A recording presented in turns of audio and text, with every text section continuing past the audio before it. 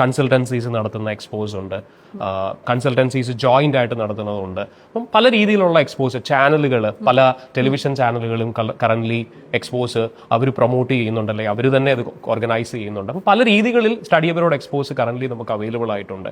ഒരു ഇൻസ്റ്റിറ്റ്യൂഷന്റെ സ്റ്റാളിൽ പോയിട്ട് എന്ത് പ്രോഗ്രാം എനിക്ക് അവൈലബിൾ ആണ് എന്ന് ചോദിച്ചാൽ അവർ പറയും ഈ മേഖലയിലുള്ളവർക്ക് ഈ പ്രോഗ്രാം ഉണ്ട്. ആ പ്രോഗ്രാം ആണോ എനിക്ക് സൂട്ട് ആകുന്നതെന്ന് ചോദിച്ചാൽ അവിടെ ഇരിക്കുന്ന ആൾ തീർച്ചയായിട്ടും നിങ്ങളോട് പറയും my institution has all of these advantages. Okay, but in that 2 minutes 3 minutes conversation, that person would never be able to advise. It is not his fault actually. Familiarization എന്നുള്ള ഒരു ആസ്പെക്റ്റിൽ നിന്നുകൊണ്ട് ഈ എക്സ്പോസും ഫെയർസും വളരെ ഹെൽപ്ഫുൾ ആണ്. പക്ഷെ decision should always be taken after consulting a proper advisor. എന്തൊക്കെയാണ് അവിടെ പഠിക്കാനുള്ളത്, what are the career opportunities, ഇത് കഴിഞ്ഞ് ആ കരിയർ ഓപ്പർച്യൂണിറ്റീസ് എൻ്റെ ഭാവി പദ്ധതികളുമായിട്ട് മാച്ച് ചെയ്യുന്നുണ്ടോ.